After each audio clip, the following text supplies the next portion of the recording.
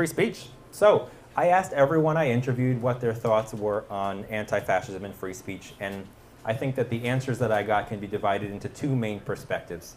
The first perspective is that anti-fascism is not against free speech because when we talk about the First Amendment, that's a governmental protection against speech. Anti-fascists are not the government. Anti-fascists are not calling on the government to censor anyone. They're mobilizing against fascist organizing, not speech per se. If a random individual says some crazy stuff, that's not necessarily the focus of what they're doing. It's against organizing. That's sort of one perspective that I heard articulated frequently. Another perspective was no free speech for fascists, and stop.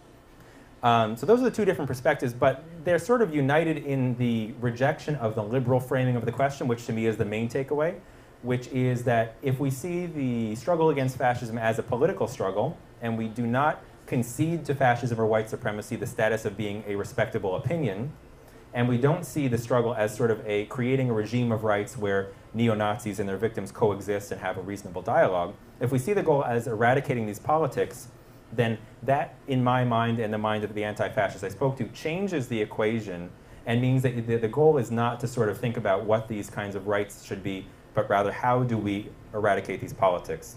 So that's sort of, I mean, in some countries it's more important than others. So I have a chapter about the free speech question. And I gave the book to a reader from Austria, and he's like, why do you have a whole chapter about free speech? This is not really the point. And I said, I understand that, but this is a book for Americans. But I've spoken to people in the Netherlands who say that actually, maybe in the 90s it wasn't such a big deal, but starting in the 2000s, for reasons that are too long to explain, it started to be a big deal. So it changes. The Greeks I spoke to were absolutely incredulous that that's even a consideration. So, you know, it depends.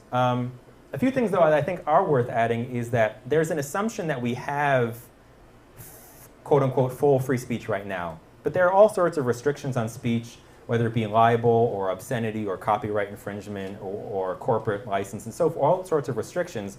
And so the notion that we have this absolutist free speech that's being infringed upon, of course, is not actually true. And in a capitalist society, when we think about stratification of speech, the notion that speech is completely free is ludicrous. There's all sorts of layers I get into.